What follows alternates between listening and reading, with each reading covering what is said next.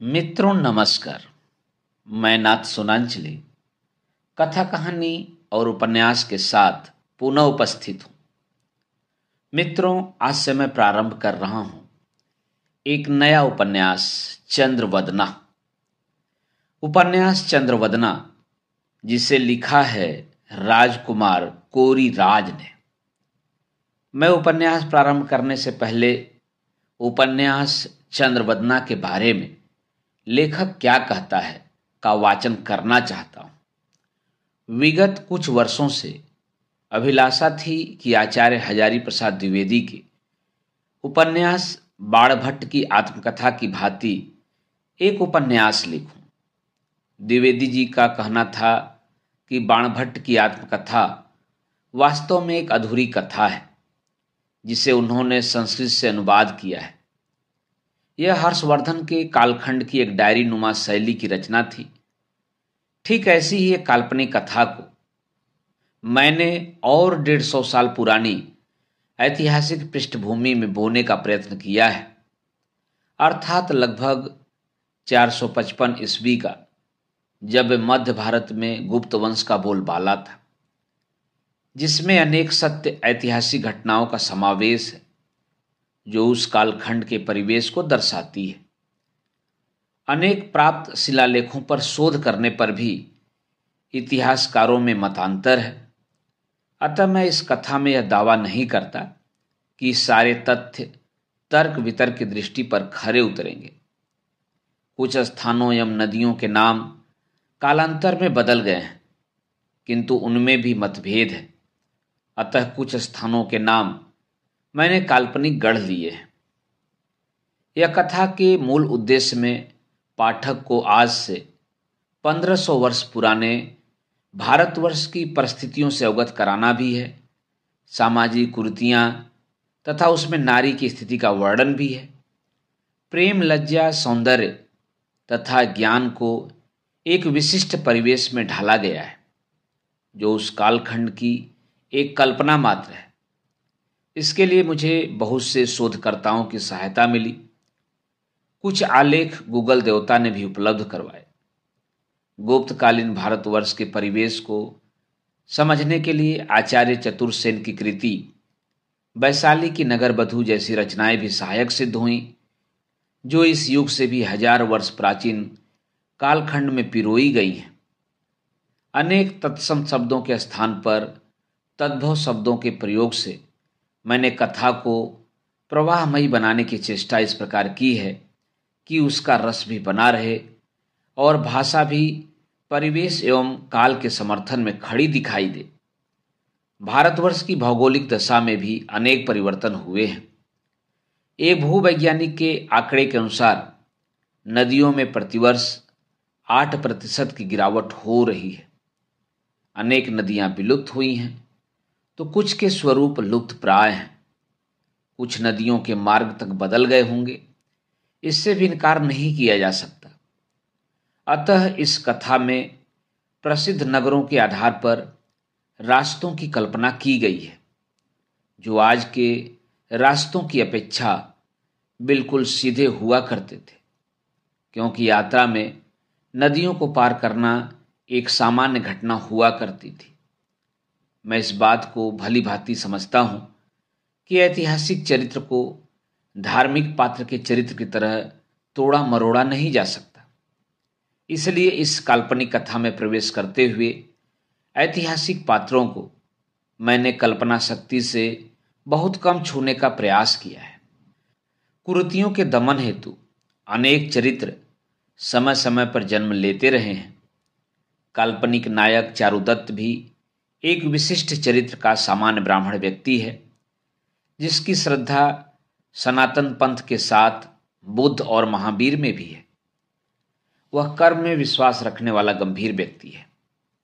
चारुदत्त के माध्यम से मैंने भविष्य अर्थात आज के कालखंड को भी स्पर्श करने की चेष्टा की है। कुछ कुरीतियां 1500 वर्षों प्रांत भी जीवित हैं, भले ही मृत प्राय हैं। धार्मिक पंथों के मतभेद हों, नारी की दशा हो अथवा जन सामान्य और सत्ता पक्ष की दूरियां, कथा के माध्यम से इन विषयों को छूने के मेरे प्रयत्न किस हद तक सफल हैं, यह निर्णय पाठक के हाथ में सुरक्षित है। तो मित्रों, यह लेखक राजकुमार कोरीराज की दो बात थी जो उन्होंने भूमिका के तौर पर चंद्रवदना उपन्यास के लिए लिखी है। मित्रों, अब आते हैं उपन्यास चंद्रवदना के प्रमुख पात्रों पर।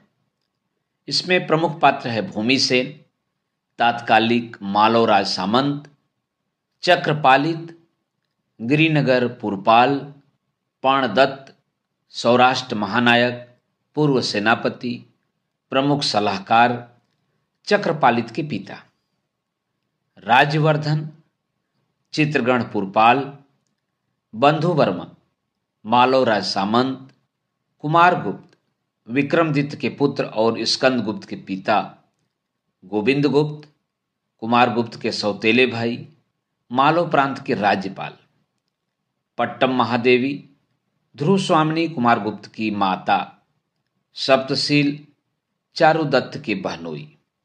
मित्रों, यह था पात्र परिचय। मित्रों, अब आते हैं वाचन पर। तो लीजिए सुनिए राजकुमार कोरीराज के लिखे उपन्यास चंद्रवदना का वाचन मेरे अर्थात नाथ सुनांचली के स्वर में। तपती धूप और उष्ण हवा के थपेड़ों ने जहां पूरे दिवस तन मन को उद्विग्न कर रखा था, वहीं अचानक गगन में बादलों के जमावड़े और हल्की फुहारों से वातावरण मनोहर हो चला था। उज्जैनी की छोटी सी उद्यानिका में टहलते हुए मेरी यात्रा की थकान मानो लुप्त हो चुकी थी। मिट्टी की सौधी गंध मुझे ऐसे भी बहुत लुभाती है।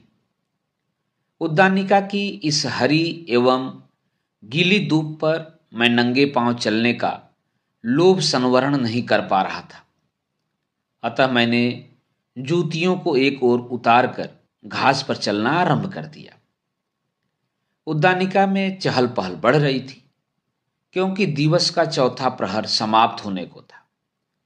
सचमुच धरती की इस घास पर नंगे पांव चलना कितना सुखद लगता है। बाल्यकाल में यह साधारण बात होती थी, किंतु अब यह संभव नहीं होता। कुछ देर इसी प्रकार टहलते हुए अचानक मेरा ध्यान गया। अरे, मेरी एक जूती कहाँ गई? अभी तो यही उतारी थी। ऐसा नहीं किया जाता। अचानक एक महिला का स्वर सुनाई दिया। मैं पीछे मुड़कर देखता हूं। एक छोटा सा चंचल अबोध बालक मेरी जूती लिए घूम रहा था और उसकी माता उसके पीछे पीछे। उससे जूती छीनती हुई वह मुझसे बोल पड़ी, क्षमा आर्य, बच्चा बहुत नटखट है। यह आपकी जूती लिए फिर रहा था। कोई बात नहीं, बच्चे या नहीं करेंगे तो कौन करेगा? मैं मुस्कुराते हुए बोला। मैं जूतियों में पैर डाल ही रहा था कि महिला के साथ आया भद्र पुरुष मुझे पहचानता हुआ बोला, अरे दत्त, तुम यहां? मैं भी अवाक होकर उसे पहचान कर बोला, आहा महेंद्र, तुम? लगभग 7-8 वर्षों बाद अचानक मित्रों का सहजता से एक दूसरे को पहचान लेने का अनुभव भी कितना आनंददायी होता है। हम दोनों एक दूसरे को पहचान गए थे। महेंद्र नागर और मैं बाल्यकाल के सहपाठी थे। महेंद्र उस समय भी शारीरिक रूप से मुझसे बलिष्ठ दिखाई देता था और आज भी। हमने उज्जैनी के गुरुदेव पंडित क्षीरसागर चतुर्वेदी के गुरुकुल में शिक्षा प्राप्त की थी।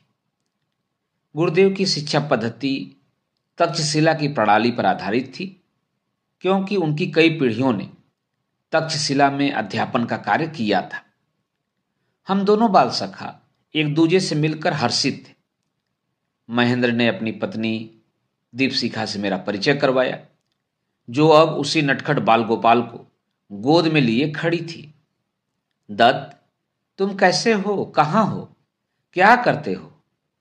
कितने ही प्रश्न महेंद्र ने एक ही श्वास में किए और स्वयं अपनी ही बात काटता हुआ बोला, नहीं नहीं, ऐसे नहीं, तुम अभी मेरे निवास स्थल पर चलो, वही बातें पूरी करेंगे।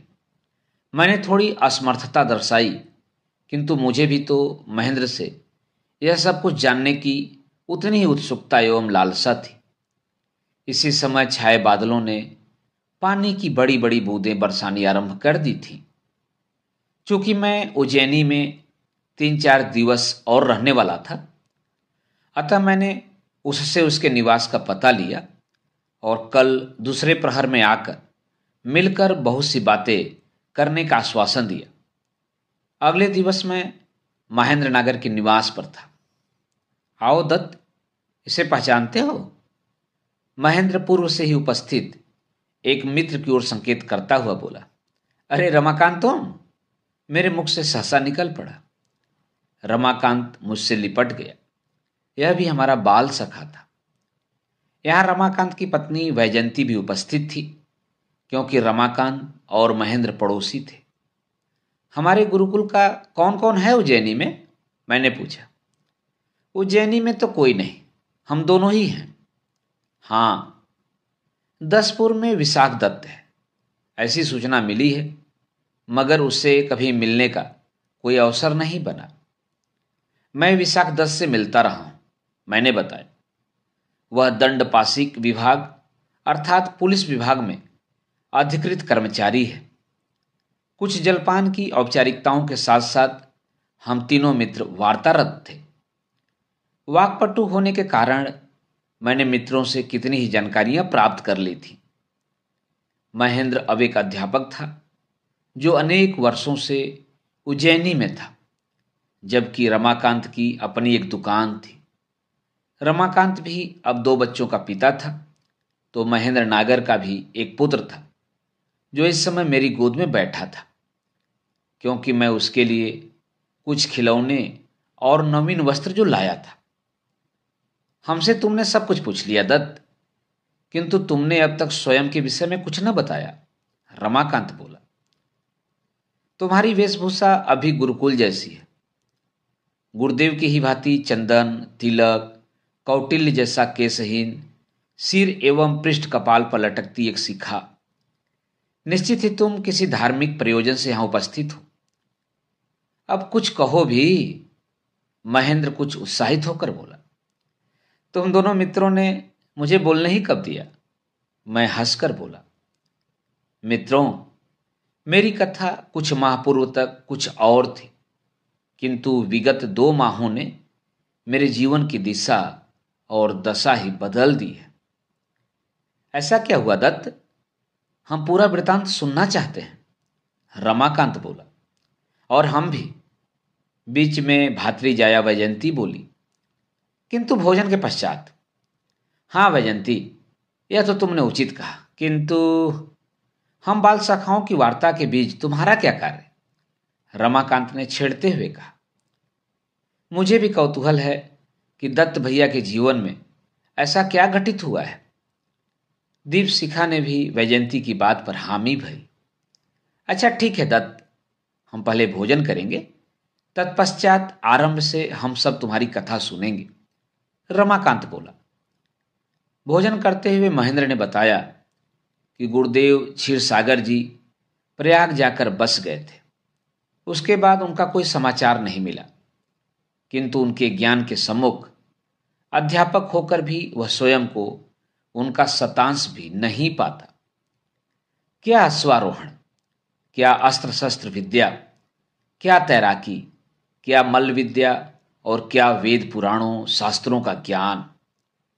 अब तो ये शिक्षाएं मात्र राजकुल हेतु आरक्षित हो गई हैं, और फिर जन सामान्य तो आजीविका में इतना व्यस्त हो जाता है कि उसे इनकी आवश्यकता ही नहीं पड़ती। हाँ यह तो है, मुझे देख लो, व्यवसाय में मुझे तर्क वितर्क, अश्वारोहण या अस्त्र शस्त्र विद्या अथवा मल्ल विद्या की क्या आवश्यकता है? रमाकांत हंसता हुआ बोला। किंतु समय कभी बताकर नहीं आता रमाकांत। विगत माहों में मुझे गुरुदेव की प्रत्येक विद्या काम आई है। अच्छा, वह कैसे? महेंद्र पूछ बैठा। अब यह सब तुम मेरी कथा में ही सुनना। भोजनोपरांत मेरे सामने दोनों मित्र सपत्नीक बैठ गए थे। मैं गंभीर होकर अब कह रहा था, यद्यपि मेरा वास्तविक नाम चारुदत्त है, तथापि मेरी जन्मस्थली महिष्मति में मेरे पिता श्रीमद ब्रह्मदत्त भट्ट के ज्ञान बुद्धि के प्रभाव एवं कीर्ति के चलते मुझे भी भट्ट या दत्त नाम से लोग जानते हैं और पुकारते हैं। किंतु मैं इस तथ्य एवं वास्तविकता से कदापि अनभिज्ञ नहीं कि इस समाज की दृष्टि में मैंने अपने भृगु वंश के महान व गौरवशाली इतिहास को कलंकित करने का दुस्साहसिक कृत्य किया है। यद्यपि मैं स्वयं इस तथ्य से सहमत नहीं हूं, तथापि मुझ पर यह आरोप लगते हैं, तो उसके उत्तर में मैं यही कह सकता हूं कि संभवतः इसका कारण यह हो रहा हो कि जगत का प्रत्येक प्राणी एक निज हृदय एवं मस्तिष्क लेकर जन्मता है, जिन पर वह वातावरण अपना संपूर्ण प्रभाव नहीं छोड़ पाता। मैं ऐसा क्यों कह रहा हूं मैं नहीं जानता। मुझे कदाचित इस समाज का भय है, और अगर यह सत्य है तो इस कथा के माध्यम से निर्णय मैं आप पर छोड़ता हूं। एक समय अवंतिका महाजनपद के दो प्रमुख नगरों में, महिष्मति एवं उज्जैनी में, अब उज्जैनी का महत्व अधिक है, किंतु माता नर्मदा के तट पर विंध्याचल पर्वत श्रृंखलाओं के आशीष तले इस प्रमुख नगरी की अलौकिक छटा ने इसे अधिक पावन और राजनैतिक दृष्टिकोण से भी निर्मल एवं सुरक्षित बनाए रखा है। राज राजेश्वर सहस्त्रबाहों तथा कार्तवीर्य अर्जुन की भूमि एवं भृगुवंश के नायकों से भला कौन अपरिचित होगा। किंतु आज कदाचित समाज यही कहेगा कि मुझ जैसे अयोग्य का जन्म ही इस गौरवशाली नगरी को कलंकित करने हेतु हुआ है। पिता के समान मैंने भी अपने विमल वंश का मान रखने का प्रयत्न किया। मैं यथाकाल उपनयन आदि संस्कारों से सुसंस्कृत हूँ। वेदों एवं शास्त्रों का भी मैंने यथाशक्ति अध्ययन किया है, परंतु मैं अब तक उतना सामर्थ्यवान नहीं रहा था कि किसी राजा महाराजा अथवा सामंत के महल में किसी पुरोहित अथवा राजपुरोहित का पद पाकर अपने परिवार को गौरवान्वित कर पाता।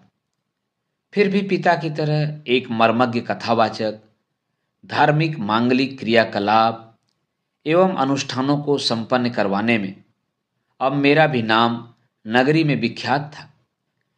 देखा जाए तो आरंभ से मेरी अभिरुचि राजनैतिक क्रियाकलापों में थी भी नहीं, बल्कि मैं सामाजिक जीवन से ही संतुष्ट था। किंतु नवीन सूचनाएं और समाचार सदा से मेरी अभिरुचि का हिस्सा रहे हैं। आज भोर नर्मदा तट का दृश्य देखते ही बनता था। भगवान मरीचि विंध्याचल श्रृंखला को अपनी गहरी किरणों से मानो नहला रहे थे।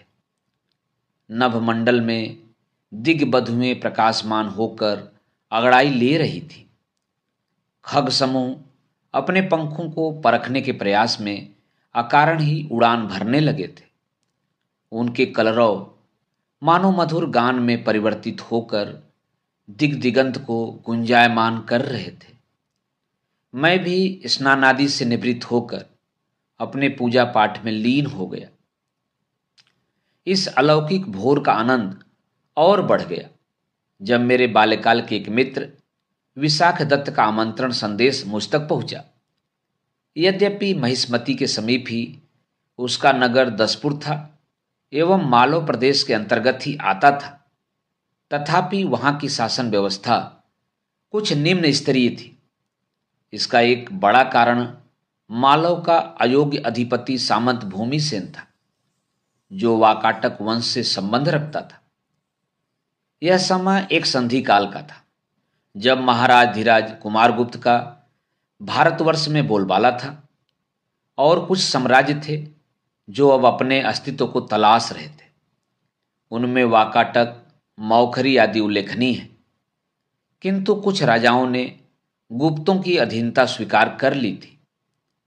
उन्हीं में कुछ अब सामंत की तरह प्रसन्न थे एवं कुछ प्रसन्न होने का दिखावा करते थे।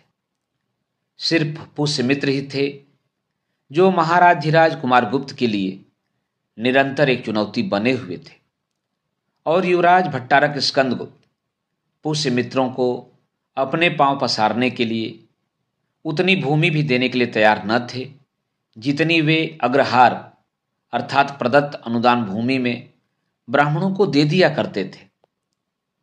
मेरा मित्र विशाख दत्त दसपुर में दंडपाशिक अर्थात पुलिस विभाग के मातहत एक अधिकृत कर्मचारी के पद पर कार्यरत था। दसपुर अर्थात आज का मंदसौर में अक्षय तृतीया पर एक धार्मिक अनुष्ठान एवं नवीन मंदिर में भव्य मूर्तियों की प्राण प्रतिष्ठा के आयोजन के लिए विशाख दत्त ने वहां की कार्यपालन समिति एवं प्रशासनिक अमले को मेरा नाम सुझाया था, जिस पर सभी की एकमत से सहमति बनना मेरे लिए किसी पुरस्कार से कम न थी। यदि मेरे पिताजी पिछले कुछ वर्षों से एक पैर की समस्या से दो चार न हो रहे होते तो संभवतः वे ही इस कार्य हेतु सर्वोत्तम विकल्प होते। कार्यक्रम लगभग 10 दिवसीय था, अतः मुझे तैयारी तो करना ही था। दसपुर में पिछले वर्ष मेरी एक चचेरी बहन अपर्णा भी ब्याही गई थी, इसलिए विशाख दत्त से भेंट के अलावा अपनी बहन एवं बहनोई से मिलने का असीम उत्साह भी ही में हिलोरे ले रहा था। माता ने मेरा आवश्यक सामान एवं मार्ग का भोजन तो रखा ही, अपर्णा एवं बहनोई के साथ विशाख दत्त एवं भातरी जाया के लिए कुछ भेंट भी भेजने का प्रबंध कर दिया। अगली भोर मैं माता नर्मदा में स्नान कर उनकी अनुमति एवं आशीर्वाद लेकर यात्रा पर निकल पड़ा। यात्राएं सदैव कष्टदायी ही होती हैं, मनुष्य उनमें आनंद तलाश करता है। उनका उद्देश्य यदि आनंदित करने वाला हो तो यात्रा और लंबी प्रतीत होने लगती है। जबकि मेरे लिए दसपुर की यात्रा कोई प्रथम बार नहीं थी। वह समय भी आ गया जब मैं नगर सीमा में प्रवेश कर सीधा विशाख दत्त के घर के समक्ष खड़ा था। विशाख दत्त एवं भातरी जाया मानो मेरी ही प्रतीक्षा में नयन बिछाए थे। आवभगत के पश्चात अब एक लंबी अवधि के बाद मित्रों की वार्ता हो रही थी और भातरी जाया नयनतारा अपने द्विवर्षीय पुत्र को विशाख दत्त को थमाकर अब अपने उपक्रम में लीन थी। प्रायोजित कार्यक्रम की रूपरेखा विशाख दत्त से जानकर मैं आश्वस्त था। वह निसंदेह एक बड़ा और अभूतपूर्व आयोजन था, जिसमें मेरी भूमिका न केवल महत्वपूर्ण अपितु प्रमुख थी, जिसमें मेरी सहायता हेतु मुझे अनेक क्षेत्रीय ब्राह्मण कुमारों का सहयोग भी मिलना था। अगले दिवस मुझे नवीन मंदिर परिसर एवं गर्भगृह का निरीक्षण करना था एवं आवश्यक सामग्री की सूची बनाकर प्रस्तुत करना था, जो इस भव्य कार्यक्रम हेतु आवश्यक थी। प्राण प्रतिष्ठा के पश्चात मुझे 5 दिवसीय कथा वाचन एवं प्रवचन कार्यक्रम करना था, जिसमें भारी जन समुदाय अपेक्षित था। अब वह दिवस भी आ गया। इन दिनों मानो भोर से रात्रि तक समय का तो अब मुझे भान ही न होता था। इतनी व्यस्तता के बाद भी मुझे थकान नहीं होती थी जितनी मुझे यात्रा के दौरान हुई थी। कथा वाचन के पश्चात स्नान आदि से निवृत्त होकर विशाख दत्त के साथ जब तक 2-3 घटी अर्थात समय की प्राचीन इकाई अर्थात लगभग 24 मिनट वार्तालाप न हो जाती, मुझे नींद ही नहीं आती थी। विशाख दत्त चूंकि शासकीय कर्मचारी अर्थात अधिकृत था, अतः उसके पास राजनैतिक क्रियाकलाप की नवीन जानकारियां होती थी। उसका कहना था कि चूंकि मालव प्रदेश अब गुप्त साम्राज्य के अधीन है और उसके तत्कालीन महाराज भूमिसेन गुप्त साम्राज्य में अब एक अधिपति अथवा सामंत का पद रखते हैं और उनके अधिकार पूर्ववत नहीं हैं, अतः वे दुर्भावना रखते हैं। कर्मचारियों एवं प्रजा के प्रति उनका भाव स्वभाव उपेक्षा का है। विभागों में भ्रष्टाचार अपने चरम पर है और अपराधों पर नियंत्रण नहीं है। किसी भी तरह किसानों से और वैश्य व्यापारियों से कर की वसूली करना मुख्य ध्येय है। यहाँ तक कि ब्राह्मणों को प्रदत्त अनुदान भूमि अर्थात अग्रहार भी बंद है, और तो और उस पर भूमिकर भी वसूलने के लिए नए नियम बना दिए गए हैं। मैं मित्र की ये सब बातें सुनकर आश्चर्यचकित था। यद्यपि महिष्मति भी मालव प्रदेश में आता था, तथापि वहाँ इस प्रकार की समस्या अथवा कठिनाई नहीं थी। शायद उसका दूरस्थ दक्षिणवर्ती होना अथवा वहाँ अधिपति निवास न होना लाभदायक सिद्ध हो रहा हो। कथावाचन एवं प्रवचन में अब प्रतिदिन भीड़ बढ़ रही थी। प्रशासन को उसकी व्यवस्था बनाने में अथक प्रयत्न करने पड़ रहे थे। मेरा कंठ और वाणी भी प्रतिदिन दुर्बल होती जा रही थी। आज से अंतिम 2 दिवस मुझे अनुजा अपर्णा के निवास पर रुकना था। मेरे बहनोई सप्तशील 10पुर में ही दंडपासिक अर्थात पुलिस विभाग में अधिकारी थे।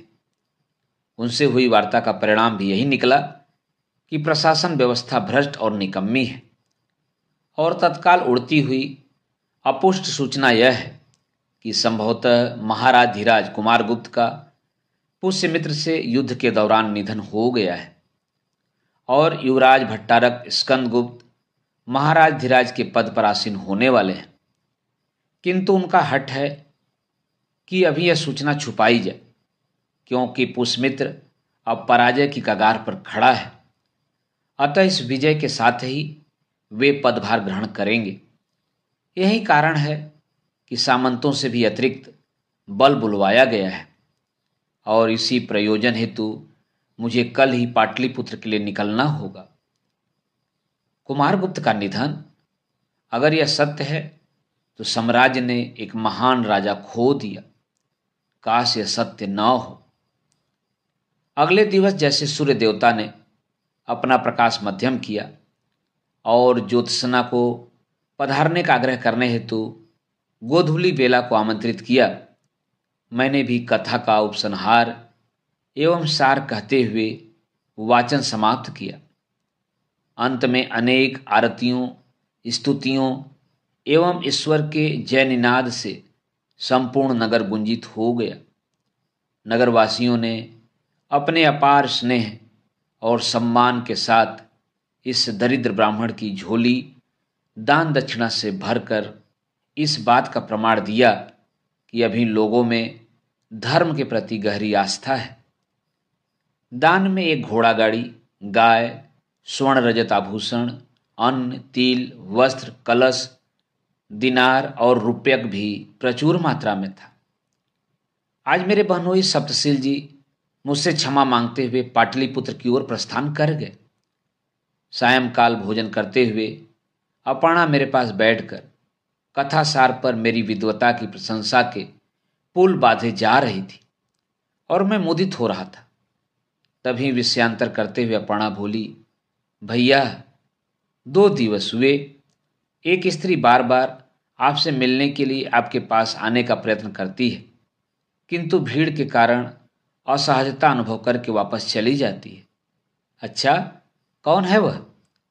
मैंने भी आज उससे ठीक यही प्रश्न किया। प्रत्युत्तर में उसने अपना नाम सुलक्षणा बताया और कहा कि शायद दत्त ही वह उपयुक्त व्यक्ति हैं जो मेरी बात को समझकर मेरी सहायता कर सकते हैं।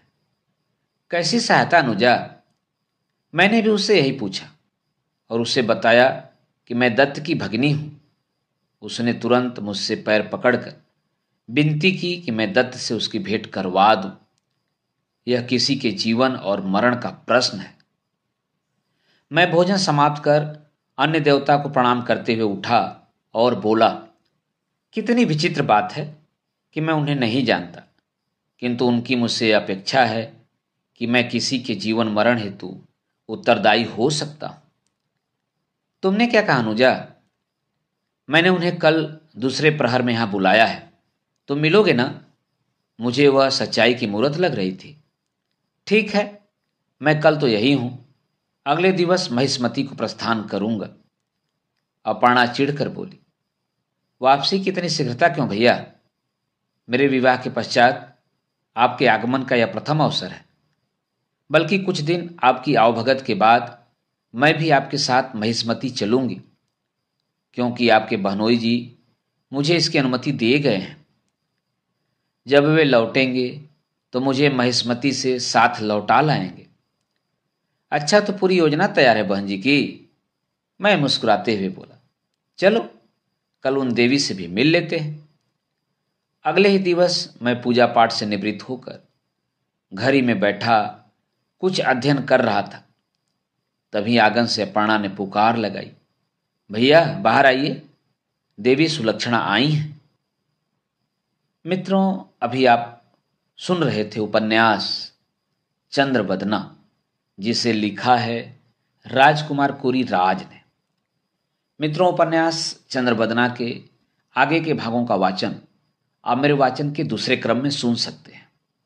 तो जुड़े रहिए कथा कहानी और उपन्यास के साथ।